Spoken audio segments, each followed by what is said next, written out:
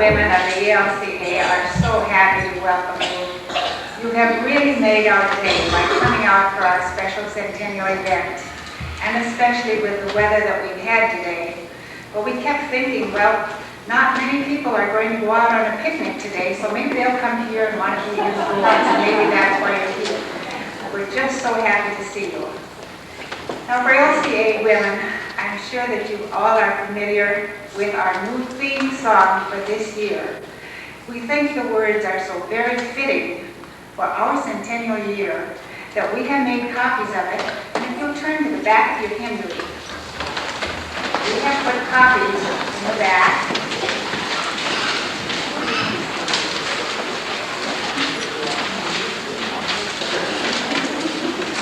The words say that I was there to hear your warning cry, and it speaks of God's love for us that is so great. He wants to be a part of our life, from our warning cry to our dying sigh.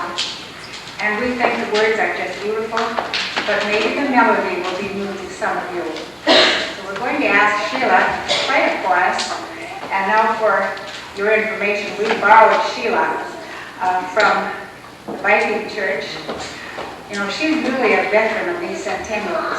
First of her home church in Emmanuel, north of Maddock last year, and then her adopted church in Viking last summer. And so we think it's just wonderful that she's here playing for us today, and we're happy to have you and welcome you too. And our special guest, we have a special welcome for Elma Johnson and her sister Lena Dyrud, whose parents were charter members here of St. Olaf. Now we're going to ask Sheila to play the melody through, and then we will sing it.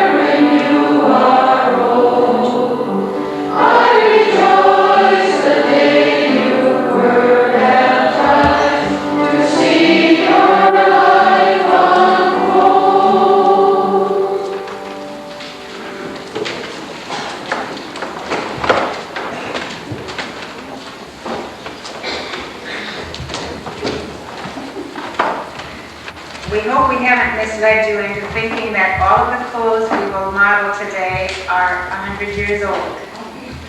Because in looking at our closets and the trunks, we found that our pioneer women were very frugal women. And if they had not worn out their garments for themselves, they found people in their family who would wear them.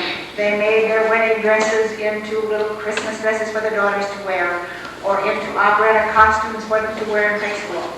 And so we are limited in maybe the number of garments that are truly centennial in meaning, I guess. And yet, just about every garment that will be modeled today has been worn in this St. Olaf community for all the special events of our church year, baptisms, confirmations, and weddings, and even for those who attended funerals. And so we hope that you will enjoy seeing our fashions in review. We hope you will enjoy our models. We're so pleased that many of our models have come back from other areas to help us. And some of our girls that were confirmed here have brought their children with them, and they too will be seen today. Our first one today, excuse me, who will be giving our devotion is our own Rachel Toxted Axmus from Minot.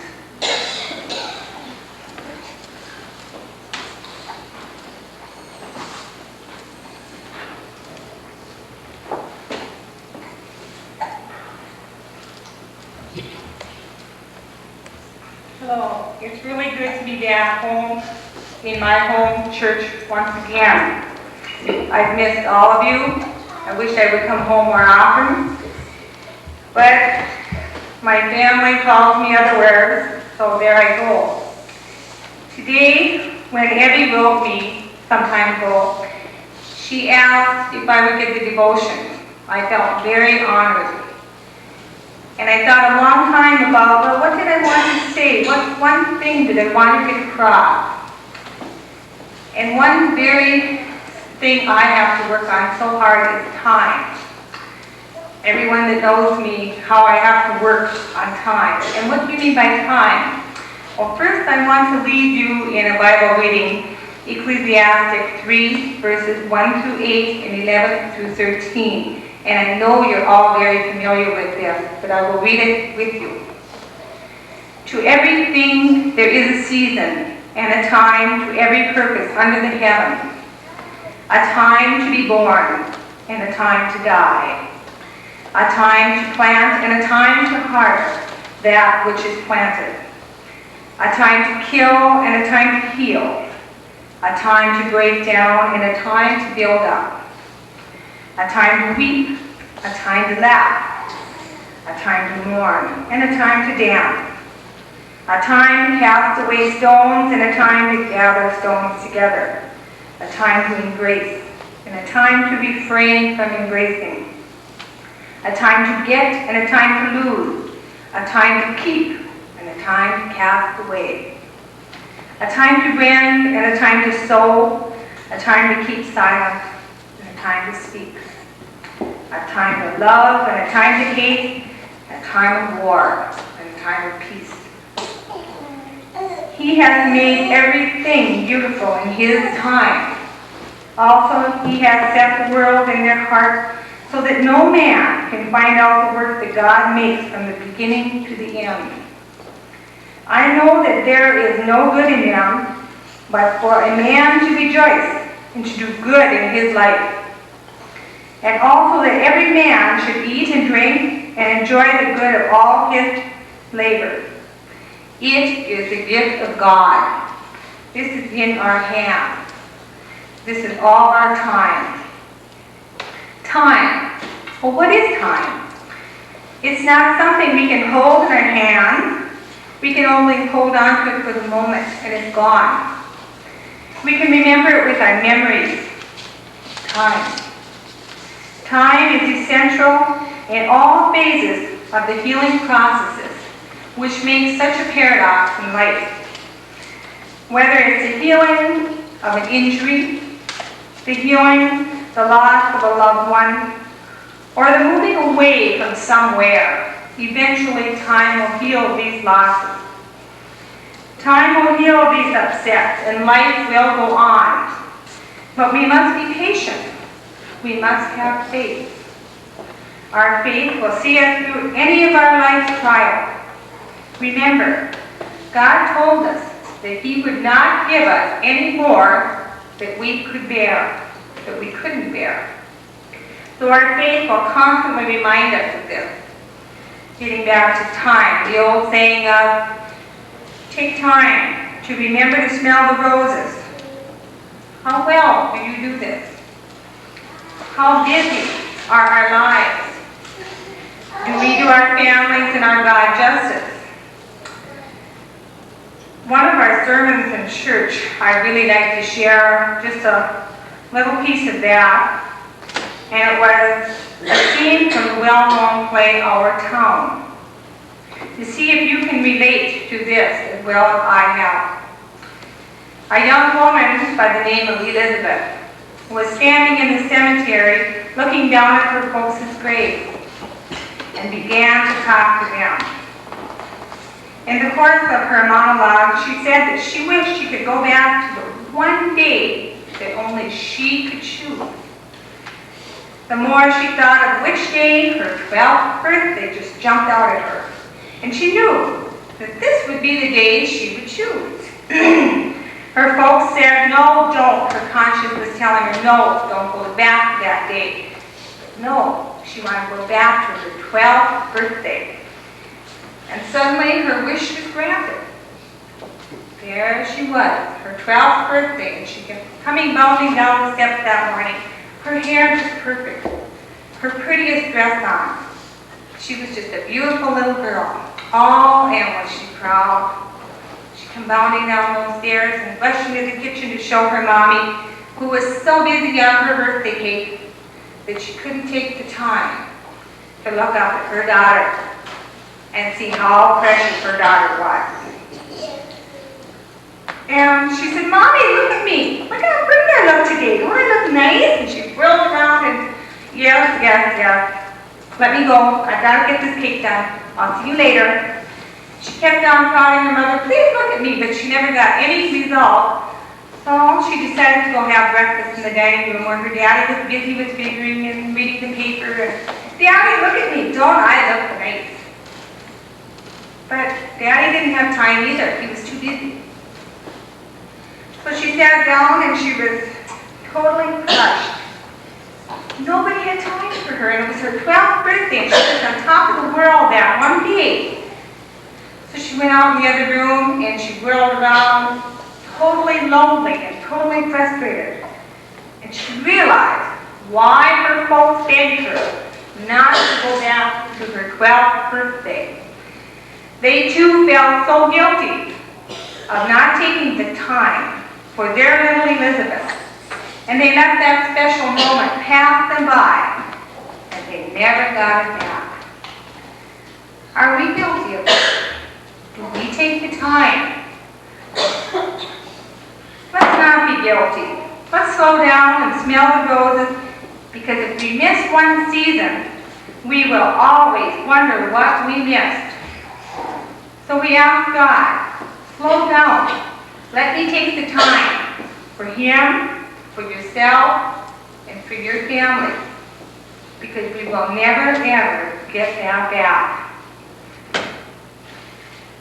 And I'd like to close with just a little prayer. That's all I have. Dear Heavenly Father, we thank you for letting us be together, all together again. This means so much to all of us, and we are so happy. Please, let us slow down. Let us take the time for everyone. And this we pray. Amen.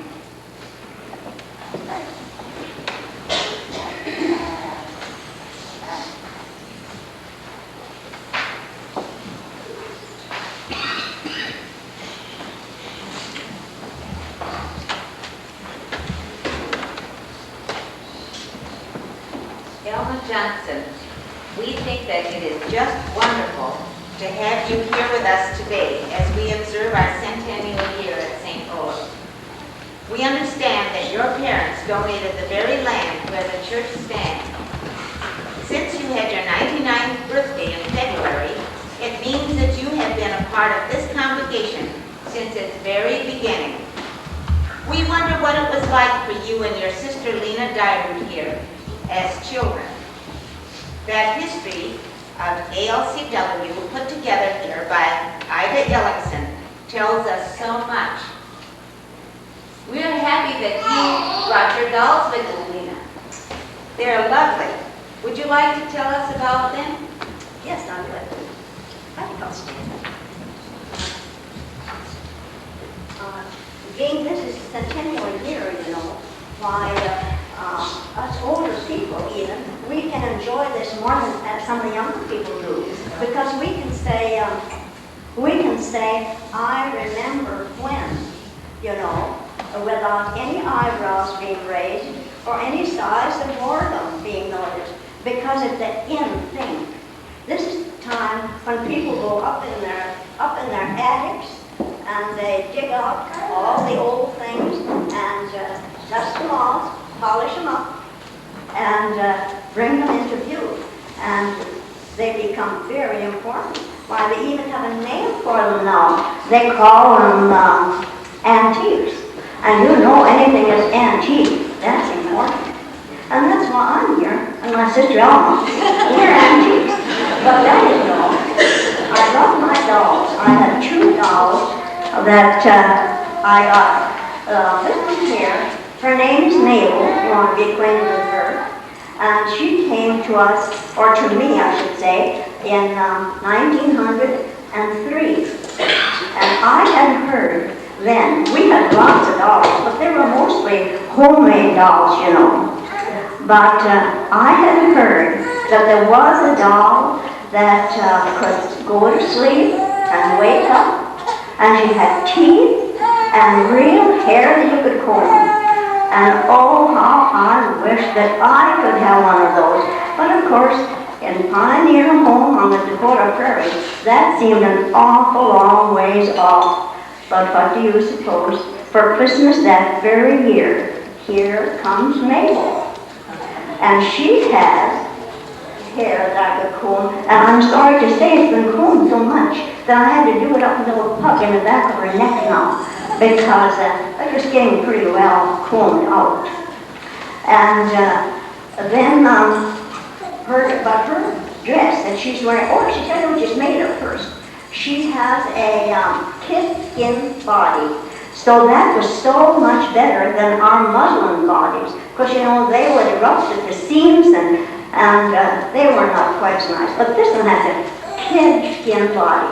I asked someone what kid skin is, and I was told it's baby goat skin. So that's what it's supposed to be. And then her head, of course, that's this. But what I was going to tell was that this costume that she's wearing now is not what she had then. That's long since worn out. But let's see, 45 years ago, I happened to have a summer of a lot of leisure that I couldn't do much of anything else. So I was up in the attic. That was kind of a pre-Centennial deal, wasn't it? But I went up there and I dug out these 2 dolls that I had had all this time, and I decided to dress them. And that is the dresses they're wearing now. So they're 45 years old too. They're not really modern, but that's what the good dolls were wearing at that time. But I would like to tell you one thing about this doll. You know, my sister Elma here, she was always so much fun. She was the one that would always like to be with, because she could think of more things to do and more things to laugh about than any of the rest of us. But sometimes we didn't laugh either at her jokes. Like she came into me, I was sitting playing with the doll as usual, of course, admiring her so much. Alma comes up to me and she said, Lena, if I were you, I wouldn't play with that doll after dark. And I thought, well, why not? And I was so surprised, and she said, well, you know, that's real hair. and that was taken off a man's head. And some night when it gets dark, he'll like that and want to hear that. And oh, I'll tell you, that doll was not played with after dark for a long time. I was carefully taken, wrap her in my mother's shawl, and I'd lay her right in the middle of her bed, because I knew no man would ever dare come and take anything out of there. So I suppose I shouldn't tell this on Alma, but she was a lot of fun, and she didn't mean to interrupt with my play, but she thought it was a good joke, and we did too. So that's about all I had to say. Oh yes, I thought about this all she has to. Alma's holding another one of my dolls, but she's 4 years younger. So, but she's still a relic, you might say. And she has a homemade body. I wanted a bigger doll. I was bigger by that time, of course. That's 4 years later. So I thought I should have a bigger doll. And my mother said, oh, well, that's easy. So she just brought out some muslin and cut out the body and stuff. And I think they got this porcelain head from Sears Roebuck. Anyway, why, there was a doll all assembled. And that is this doll. Now, I named her Minerva to start with. That was a new name for me. But then after a while, I didn't care for that name so much, so I called her Mercedes. Well, that wasn't so good either. I called her Mary. Oh, that was quite a nice ring, but I liked that. But then there was a little girl by the name of Gladys that I thought was kind of nice, so I named her Gladys. But then after a while, I thought, no, that doesn't look like her at all. So I went back to Mary. And so that's the name she had from now on. So she is Mary. And that's about all I think I have to say about these dolls.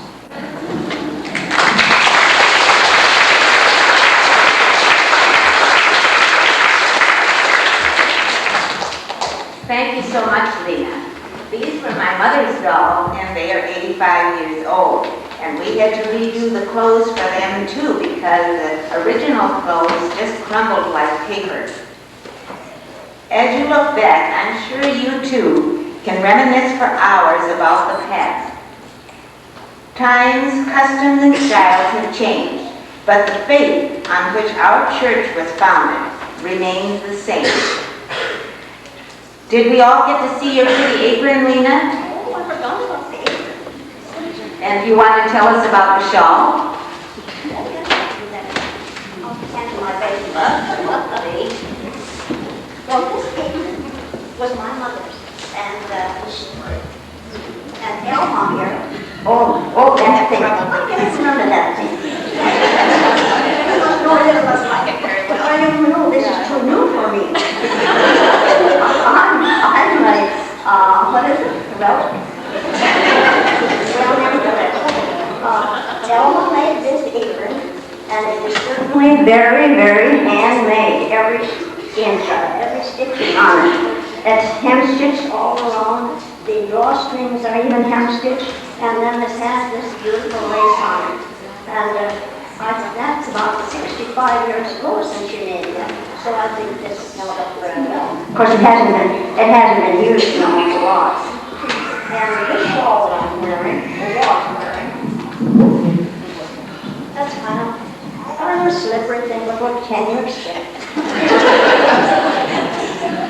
Anyway, this shawl that I'm wearing is one that my son sent me when he was in the service from Sicily. And there it was very, very fashionable to wear these shawls. And I hope you can see that. I don't know if you can see Anyway, that's the way it goes. So then, now you've heard my story, now you tell yours.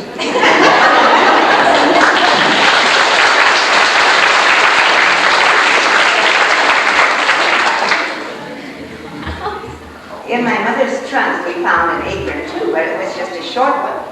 And we found the hat she used to wear, and a little handbag that just fascinated us. And Ethel will show them to you.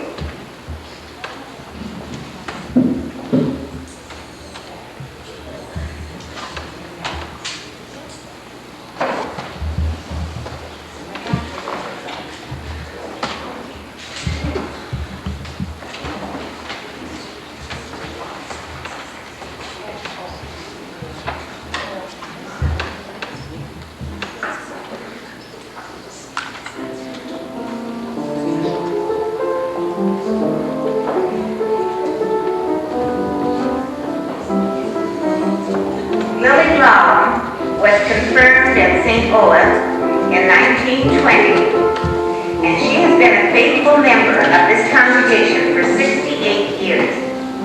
Many lovely gifts, including this PA system, have been given by her in memory of her husband, Lloyd. Here she is in a lined satin gown and jacket. The bodice is designed with beads and sequins, and her floral bonnet all give a touch of elegance for a very special occasion.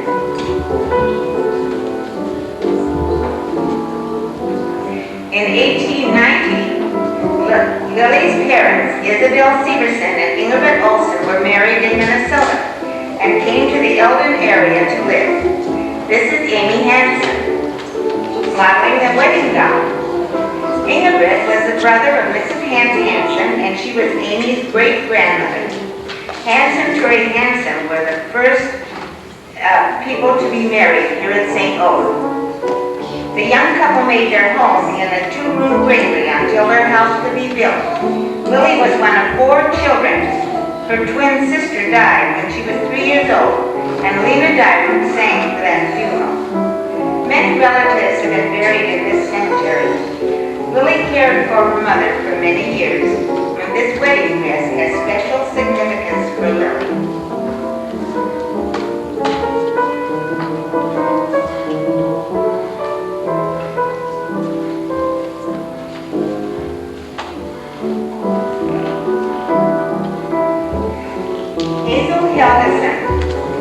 Is showing you the baptism gown worn by her mother, Christina Helgeson, in 1892. It was worn by Hazel in 1960 and great-grandson Eric Bailey in 1983. Many of Hazel's grandchildren wore this special dress.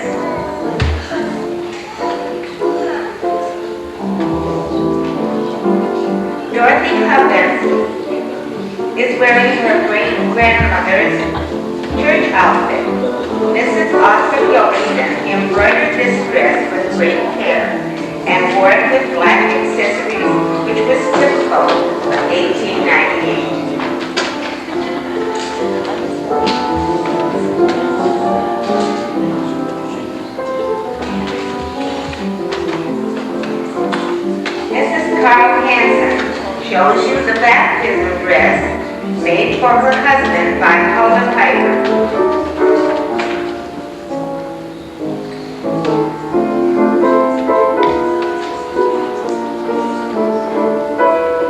Carl's parents were members here at St. Olaf. The cap and the coat were purchased to complete the outfit. Edith is wearing the dress she made for the Minnewacan Centennial. Their son Charles wore this dress some 25 years later.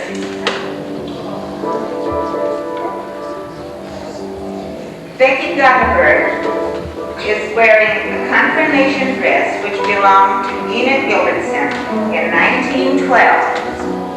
She was Ena Helgeson then, and was one of a class of 5 members here with Reverend K. Regenbaum as the pastor.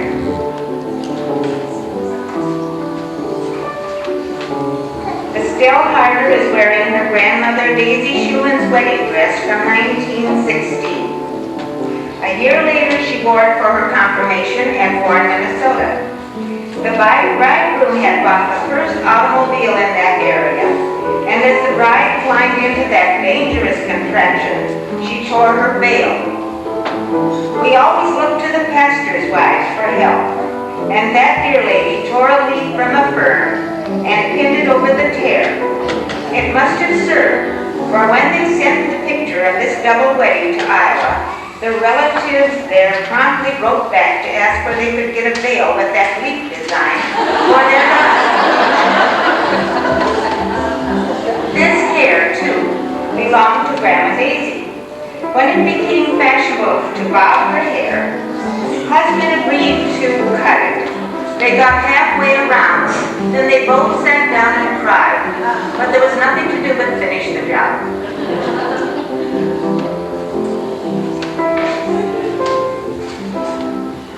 We too had a helpful pastor's wife. Mrs. Mary Jean Hanson, wearing a gown worn by a grandmother, at the grandmother of the bride at Elaine Helgeson's wedding. Mrs. Hanson comes to our rescue whenever, whether it's to play or sing for services, run copies of music, type booklets, or just console us in times of despair.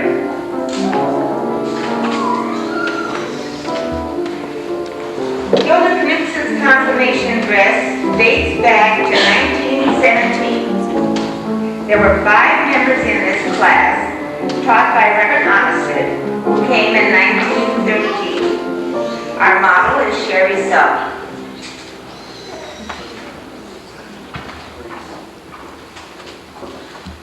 Martha Ellingson made this beautiful baptism dress for her 3rd child, and Candace Brockett shows you how lovely it is on her baby. Melvin Ellingson and all his children wore this dress, as well as Marie's daughters, Margaret and Nettie. The dress has just returned from Oregon, where Melvin's youngest grandchild was baptized. The dress has been in continuous use since Martha made the dress in Ridgeway, Iowa in 1916. Baptism or the significant clothes never go out of style. All of Lester Ellingson's boys and their grandchildren have worn this lovely dress. Thank you. Did you all hear her? Do you want to say it again? Lily also made this for Margaret when she was baptized, this little cap. Thank you.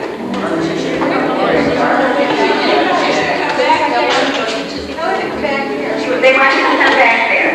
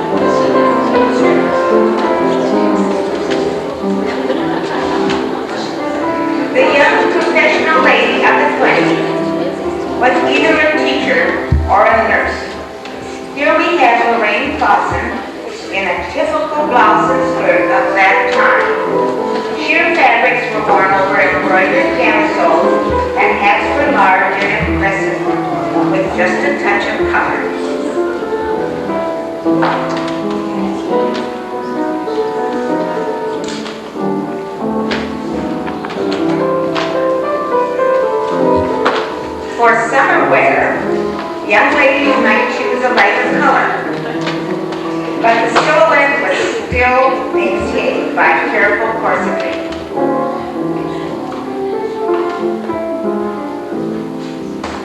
And do we have Denise back there?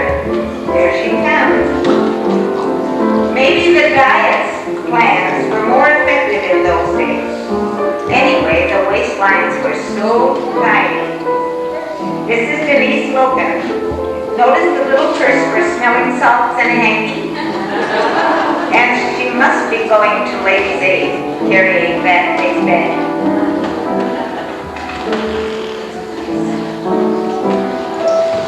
Mabel Sophie Helgeson was confirmed in 1920 by Reverend Onnested.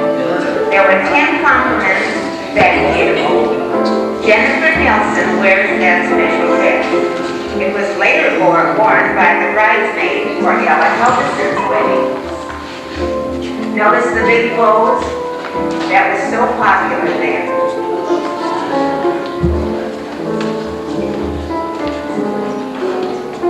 Jody McLeod shows you the wedding dress that Ragnar Helgesson wore when she married George McLeod in 1925.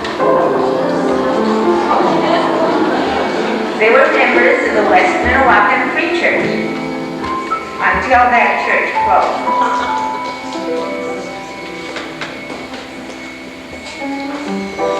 In 1928, Hilda Helgeson became Mrs. Chris Knudsen She wore this peach-colored dress embroidered in green.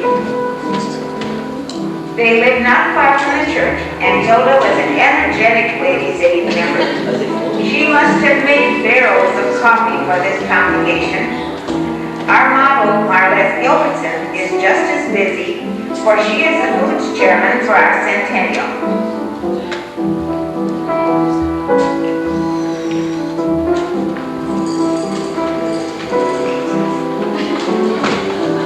Carolyn Ducker shows you the lovely dress Hazel Sears had for her graduation.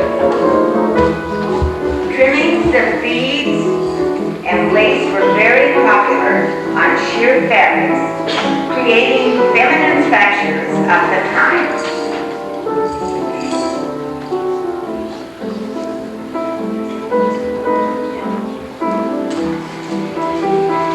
In the early 30s, confirmation was held in the fall before the bad weather set in. Jeanette Logan is wearing a typical dress of brown satin and lace. This compliment was ready to march down the aisle when her classmate removed the 98-cent price tag from her necklace. And she still recalls how thrilled she was when her mother splurged enough to buy 2 10-cent bracelets, a real luxury. And this coat, worn by Jessica Richter, exemplifies the trend with fur trim and frog fasteners. The muff came from Grandma's trunk, and it is about 100 years old. They didn't worry too much about whether the brown was all matched in those days.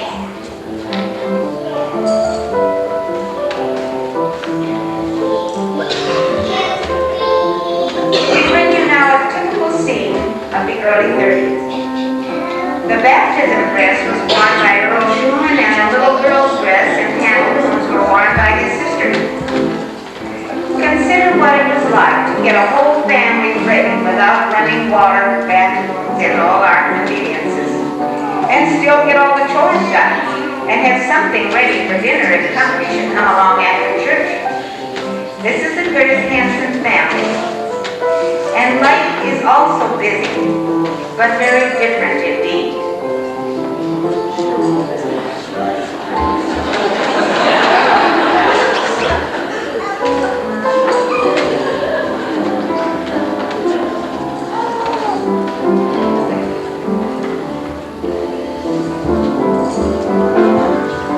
We bring you an elegant suit model by Anna Mae Pritchard.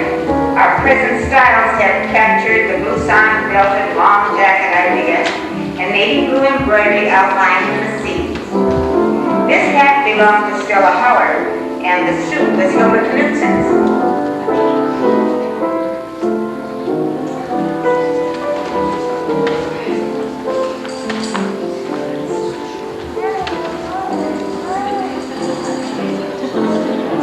Ellingson shows you the typical attire for a funeral. Comfort and friendship in the sad times was one of the primary needs of these early pioneers. One always wore black for the funeral. Mr. and Mrs. Hanson's baby was the first to be buried in the St. Olaf Cemetery.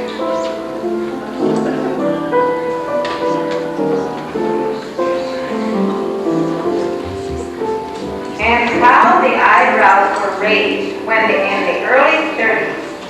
It brought a whole new era in conduct and clothes. The flapper dress, much too short, and no sleeves yet. Imagine. The younger generation must be going to the dolls. For sure, but they didn't. Patty McLeod shows you this example.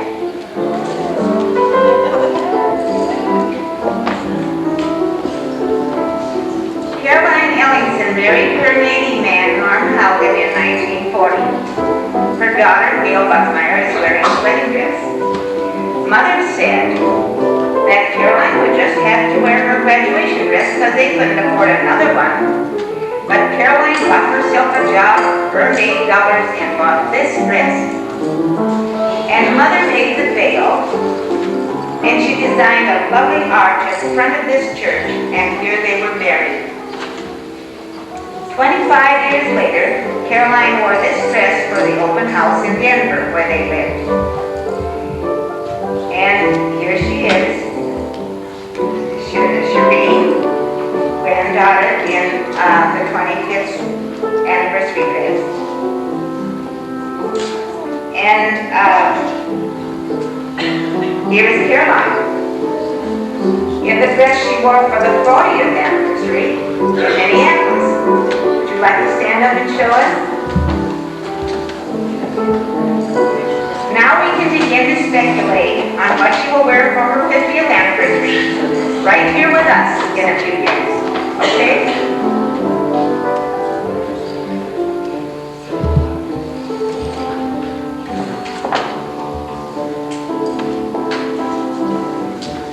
Years ago, Helen Gilbertson wore this pink satin dress embroidered in blue flowers and lace for her sister's wedding. Helen was 8, and Amy Jorgensen is the mom. Helen wears Hilda's suit, outlined in rickrack, which was a new idea in trimming.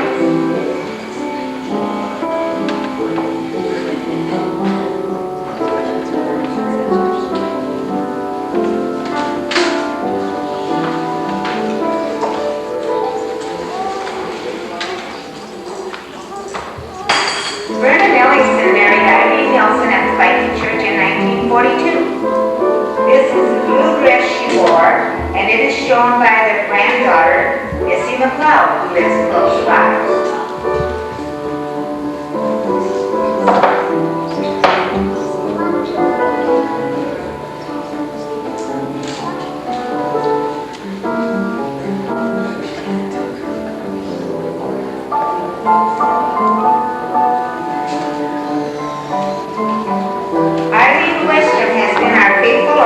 For many years.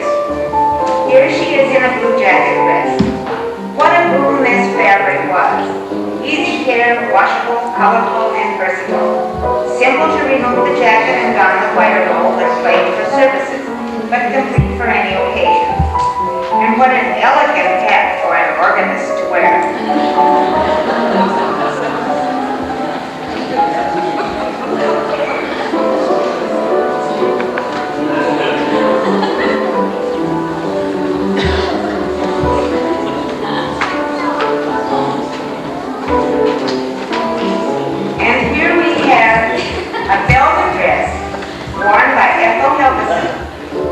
The lady who owned it had always longed for the luxury of fabric. But if you sew, you know that it's not easy to handle. I'm sure the lady looked and felt elegant, even though by the time that she had this dress, she had no teeth left.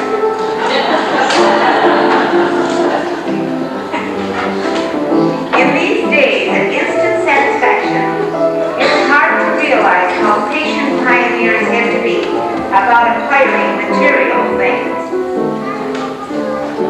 How exciting the Christmas season and the church program were and still are. This is Amanda Buckmeyer in a Christmas dress worn by one of the Helgeson children.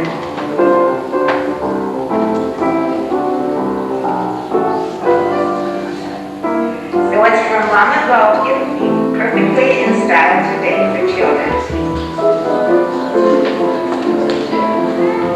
50 years ago,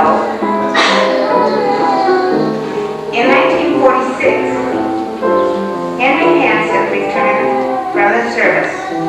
This was a happy time for Anna Mae, for they were childhood sweethearts here in St. Louis. Anna Mae went to New Rockford, bought this green suit for $17, and married Henry. Her daughter-in-law, Debbie, is showing you the suit.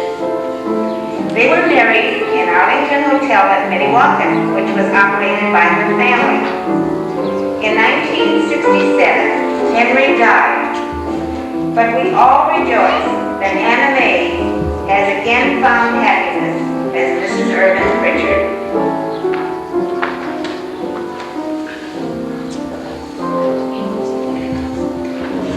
And who can forget the church sleep picnics. And Buffalo Lake was a place to go.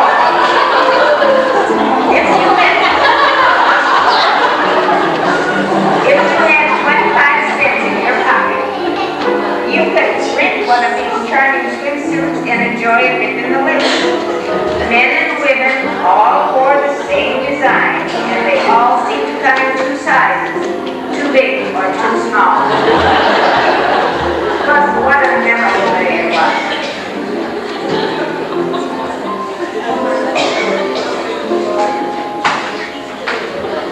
Norma Gilbertson married Glenn Schmidt here in 1951. The gown is modeled by daughter Carrie Iverson, who lives in Grand Forks. And she was married 5 years ago. Norma's wedding dress was made of slipper satin with a long train. She dressed in the furnace room as so many of our brides do. While Lena Wigdall made the coffee, Emma Barnard requested the privilege of buttoning her dress. After the wedding, Norma and Carl went to Devil's Lake for pictures and their wedding night at the Great Northern Hotel. We wonder how Glenn likes undoing all those buttons. Norma is wearing the dress her mother-in-law wore. Who says mothers-in-law are not agreeable? These two prove that they can be good friends. And this is little Sarah Iverson, who wears the flower girl dress that Carolyn Gilbertson wore at Norma's wedding when she was only 2 years old.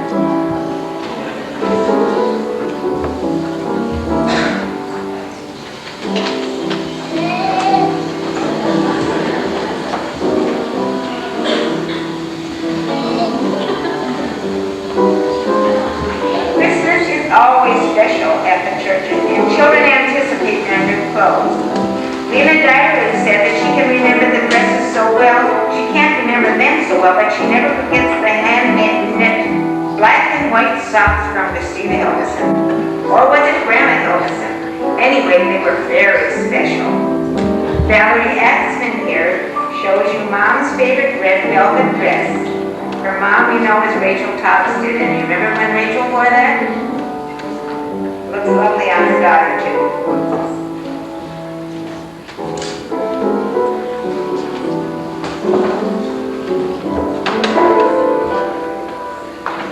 Joel and John Benson, twins from Viking, wore identical dresses for their baptism.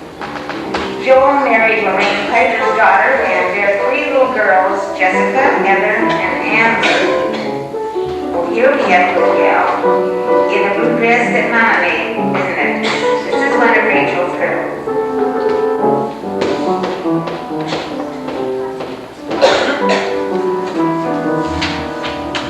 Now we look to Marie Ingebrigtsen, who will show you the dress that was worn by 3 Benson girls, Jessica, Heather, and Amber. The Bensons live at Carpio now. The baby doll belongs to Julie Schwab of Grand Forks. Isn't it amazing how all these items move around from place to place? Our grandmothers wouldn't believe it.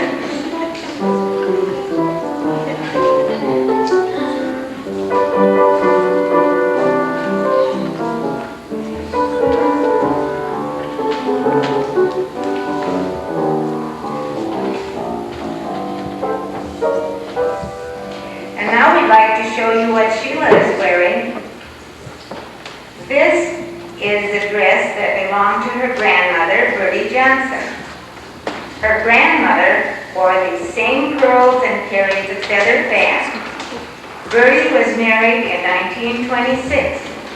The dress is completely handmade and is typical of the flapper styles of that era.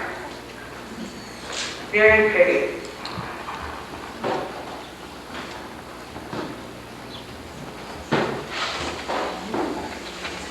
After a long, drab winter in Dakota, the beauty of springtime and the joy of the season is evident in the outbursts of color chosen for Easter. We have to wait a while for Easter, I guess.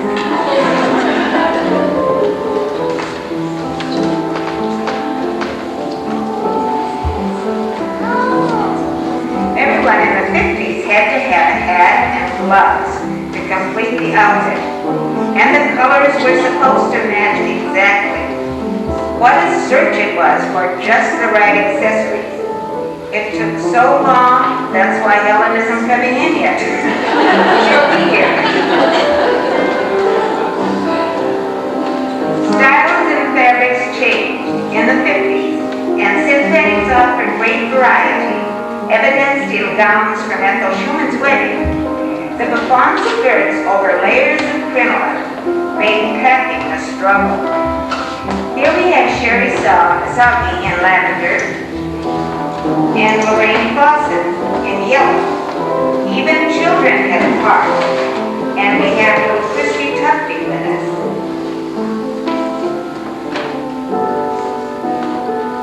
Shelley Sears wears a wedding gown. The bride and groom had a whole extra hour to consider this major event in their lives.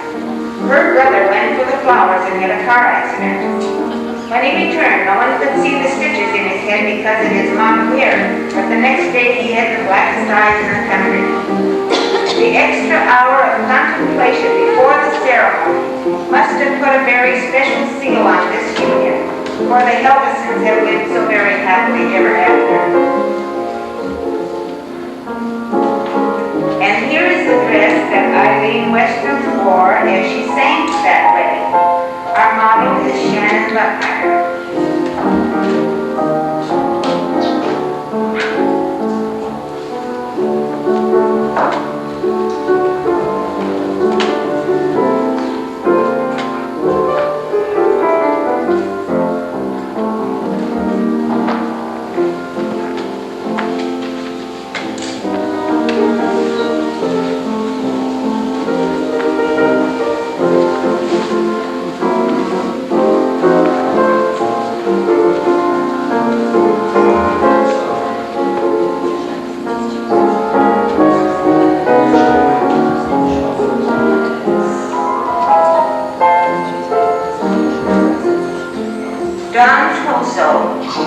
Grew up in this area, as did her mother Margaret and Grandma Marie. Since she was 3 years old, she would sing for us at Christmas or the big events. Now she is Mrs. Culberson in her mom's Christmas dress for 1960, and she has promised that she will sing for us again. The song I'm going to sing is called Feel.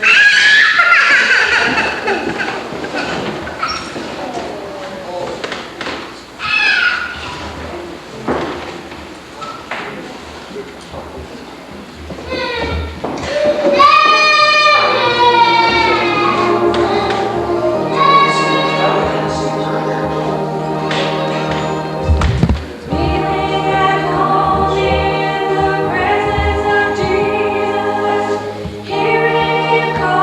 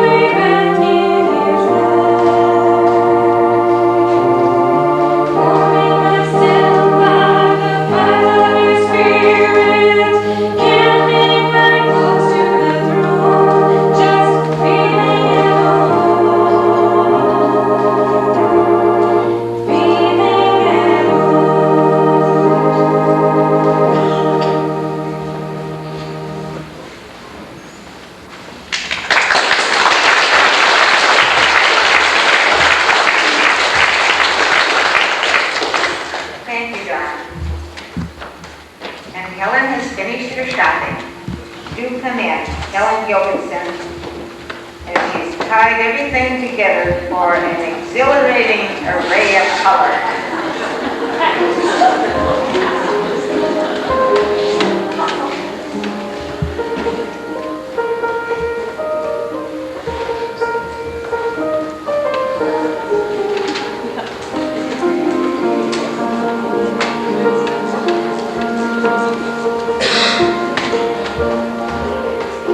There are so many ways to be of service in the church, and Angela Richter and Heidi Nonneston serve as candlelighters. They are wearing dresses worn by Mr. Ellingson's little girls, Sandy and Donna, when they were their size.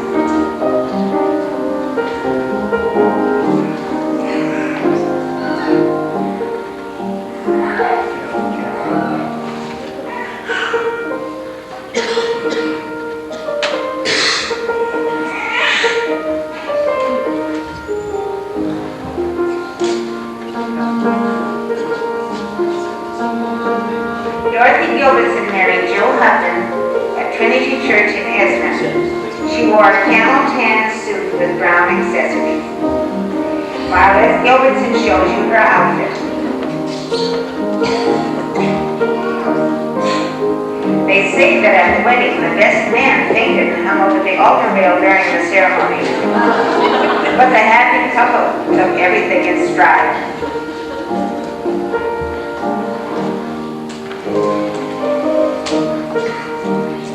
This is Sherry in Estelle Harder's confirmation dress. She and Skip Johnson were the only two in the class and was confirmed at St. Peter's in Milwaukee. Estelle later joined St. Olaf.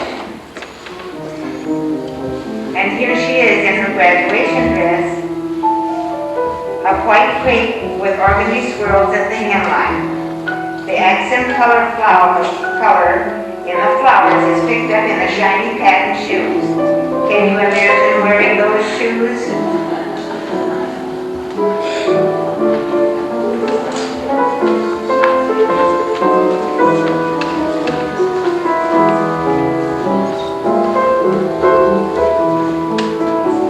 Ellen Kalinowski is wearing a pink taffeta gown which features a full circle skirt.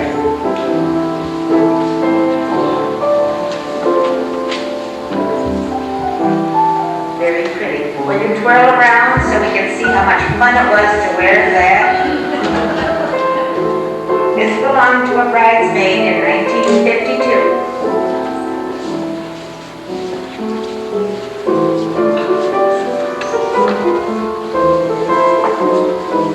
And now we show you a summery dress and a hat suitable for a garden wedding. It's modeled by Eileen Westrom. The floral design is hand-painted on knit, and the swirly collar dips to a cape in the back.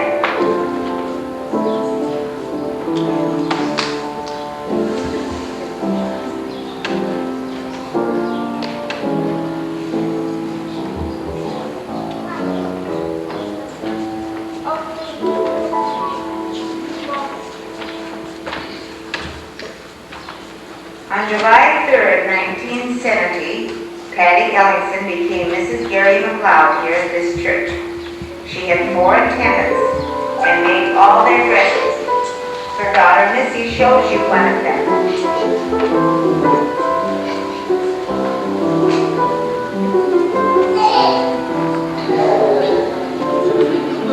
Shannon Buckmeyer shows you the mini dress in lavender lace that she made for her shower.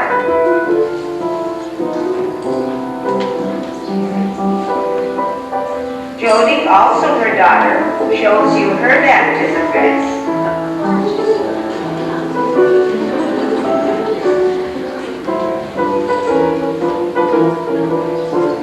She has really put her sewing skills to work.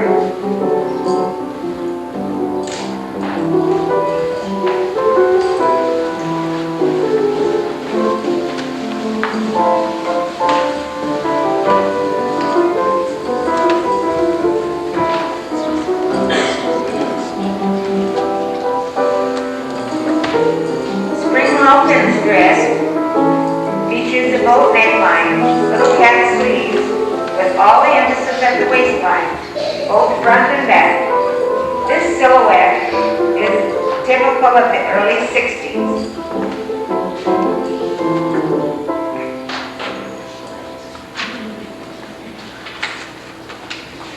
Shelley Sears shows you a lovely anniversary dress worn by Ethel on their 25th anniversary. The accent is in the rhinestones at the waistline and repeated in the necklace and earrings.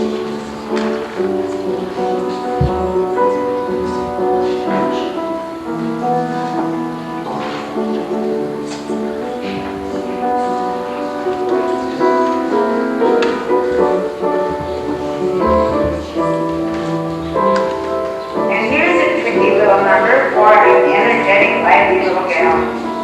They love these hats.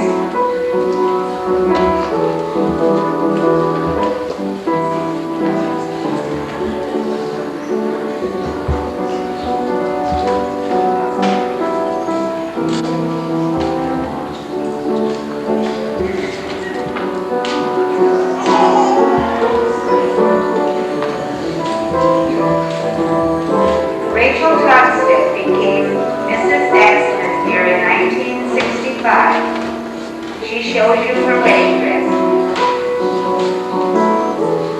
Nice, she can still wear hers. Not all of us can. You will notice that Lillian is wearing the red dress that she wore at Rachel's wedding. She's sitting right over there.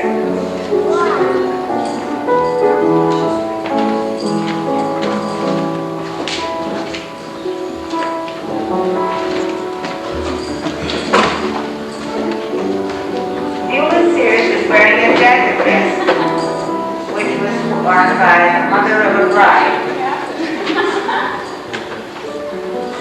This is made of those satins with the lace jacket.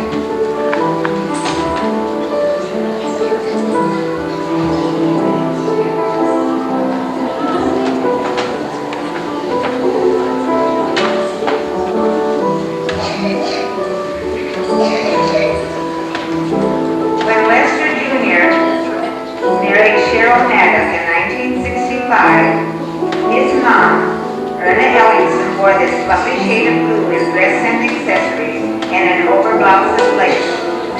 Chelsea Maddock is wearing the flower girl dress that his sister Donna wore at that wedding.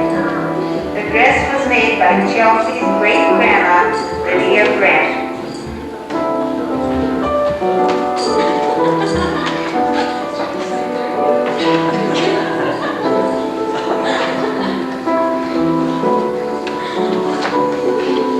Notice a little train on her dress too.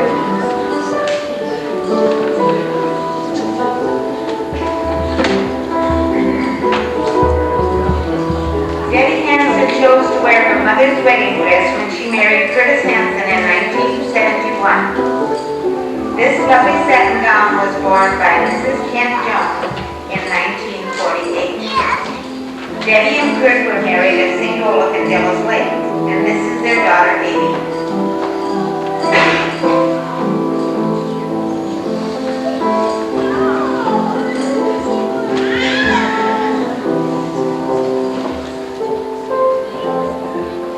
Every wardrobe needs a little black dress, or a suit, the authorities say. And we show you two versions of a sophisticated ensemble. The first one is Norma Schmidt in a 1940 version. Notice the one bit of color in the hat. It's hardly a hat because that's the beginning of going without hats. Nobody did that before. Very tailored and a long jacket and suitable for all occasions. The second black outfit is wool knit with a lacy yoke design. Notice the Sarah Coventry earrings and the little beehive hat were so popular in the 50s, and purses had to be small. This is Barbara Goddard.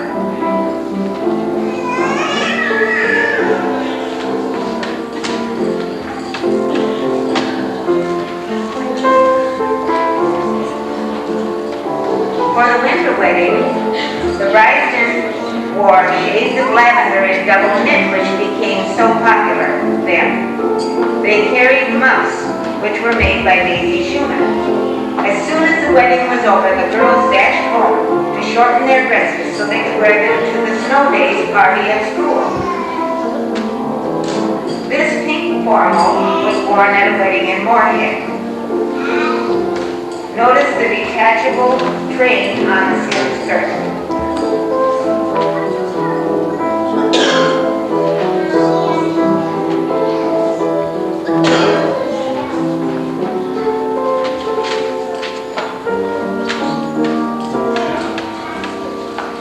Another version of the train used by attendants is shown here.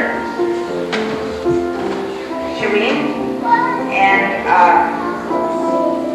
these were worn at Linda Hanson's marriage to Skip Johnson. Amanda Kenner is wearing this dress with Shireen and the other one. And here is the mother of the bride, Anna May, in a lovely blue dress and matching lace coat.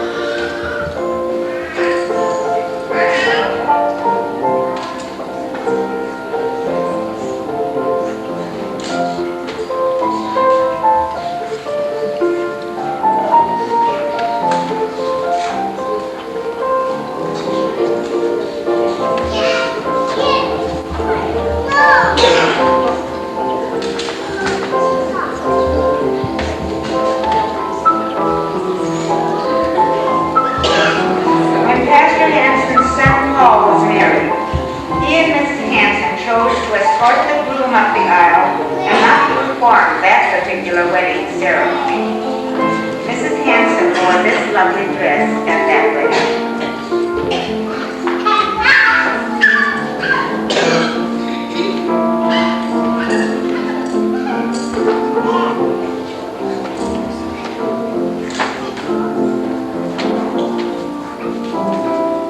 And this is another little flower girl dress made by Patty for her daughter to wear at Shelley Olson's wedding.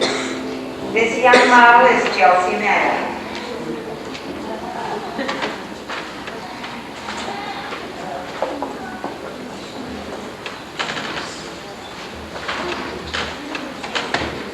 Very pretty.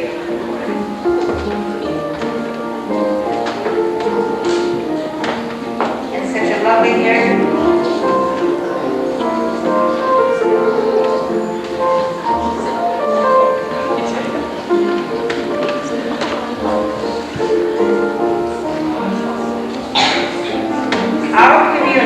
Has a unique chapel at the Clarence Olson farm, which many of you have visited.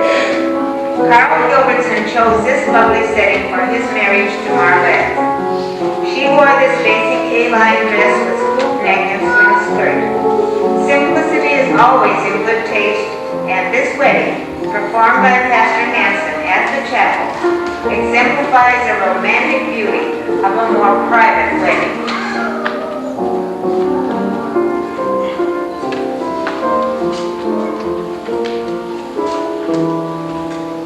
Valerie and Vanessa show you the Centennial dresses their Mama Rachel made for them.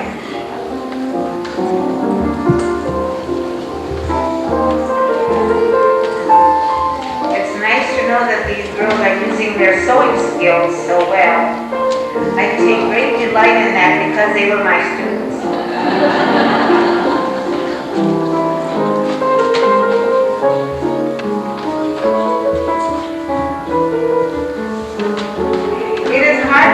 Realize how deep is the commitment of young people when they take their confirmation vows.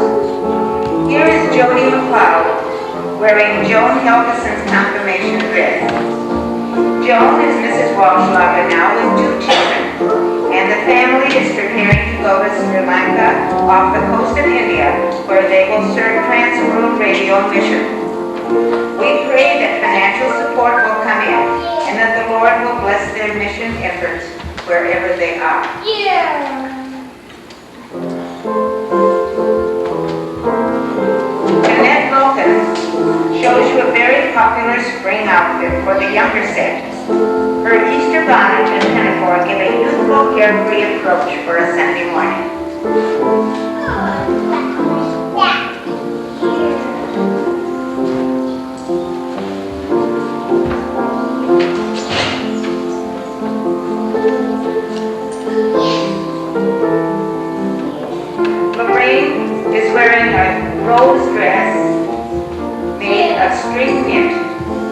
popular than in the 50s.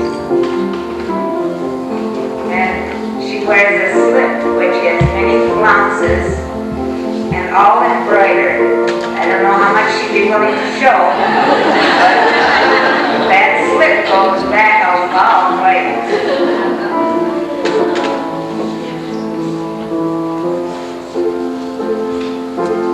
Lorraine Clausen had twins, James and Joanne. And Edith Hansen shows you the outfits they wore 20 years ago, or about that.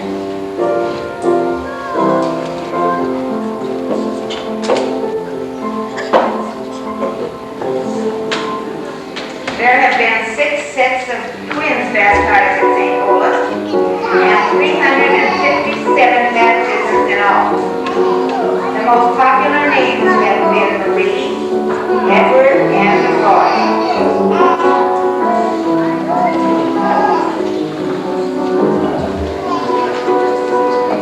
After having 3 daughters, Joel Benson was heard to say, "No son of mine is going to wear a dress for baptism." So little Nathan wore this little tuxedo-type suit in 1985. He is very old. And here is Nathan's happy grandma, for he is the first and only grandson.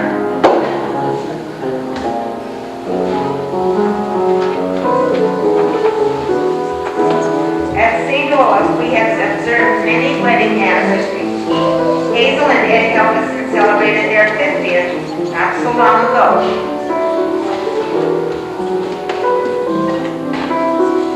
This is the dress that Hazel wore on that special day. And Alice and Alfred Helgeson observed their 60th anniversary last year.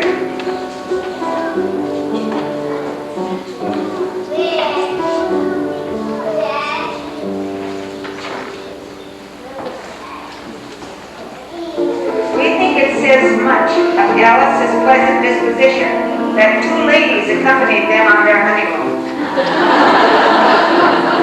Because they needed a ride. And rides were real hard to come by 60 years ago. Anyway, these special anniversary celebrations indicate the lasting love of many of our congregation members. This is the baptism gown worn by Daisy Schumann at her baptism and last communion in February of 1988 when Pastor Hansen visited her. Since she was confirmed as an adult, they didn't think it was necessary to baptize. But the Bible says, "He that believes and is baptized shall be saved." There is great peace that follows obedience to his command. This is the most recent baptism in our congregation.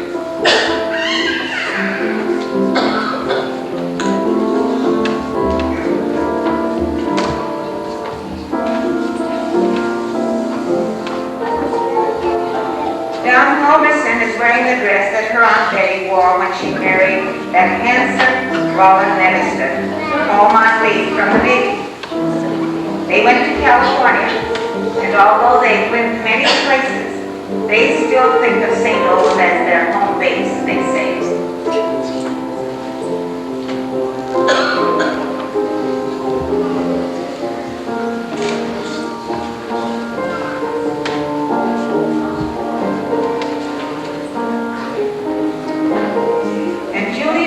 Became Mrs. Todd Schwab here at St. Olaf in 1985. This is our most recent wedding. Julie has requested our prayers through many serious operations. And her presence here today is evidence that God does answer prayers. We ask that He continues to care for Julie. She now lives in Grand Forks.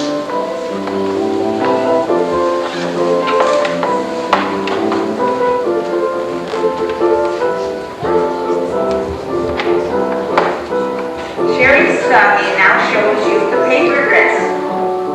Is that what we can expect in the future? Disposable garments could cut down on laundry and clothing care, and this looks interesting enough. Who knows what the future holds?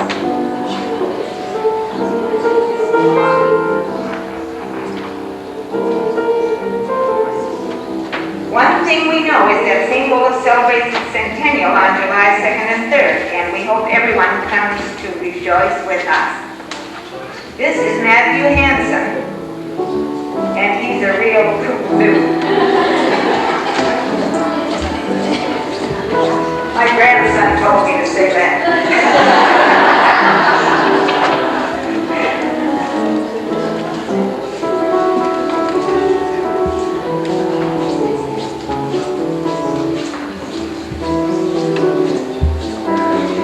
St. Olaf has endured because of the faith of our forefathers, and it's been handed down from one generation to another.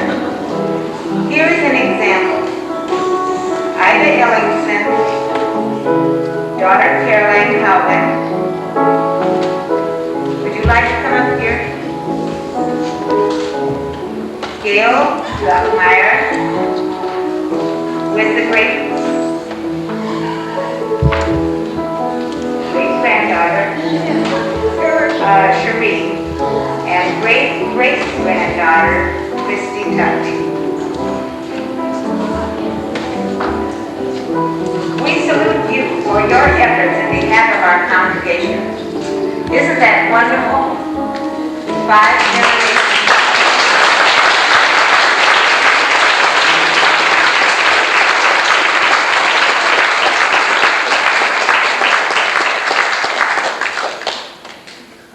Thank you.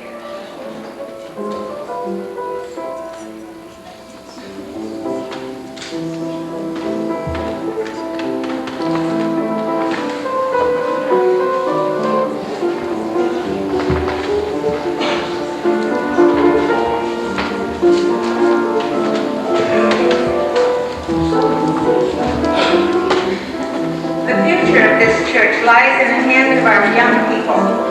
I would challenge you to remain true to your baptism and confirmation vows and to build upon the faith that has made St. Olaf significant in our lives. And I personally wish to thank each of our participants in our program today for giving us a pictorial review of our past. Especially do I thank our honored guests, Lena Dyru and Alma Johnson. We owe you and all of the pioneers a debt of gratitude.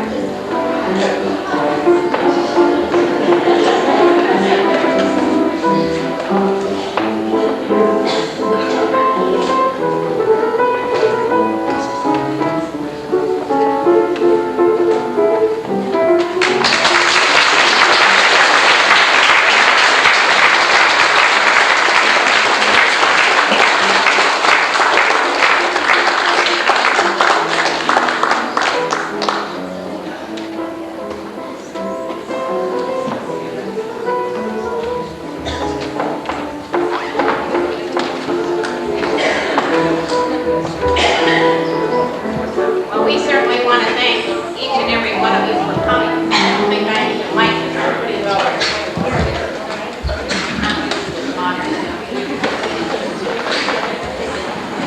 I said we certainly want to thank each and every one of you for coming.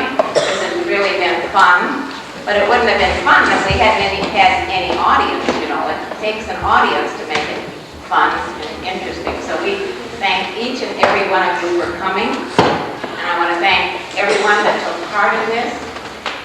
And we certainly want to thank Evie because she is the one that put the whole package together. I don't know how she did it because it wasn't all easy because we're here and there and everywhere. But I thought she did a pretty good job. So we certainly want to thank Evie.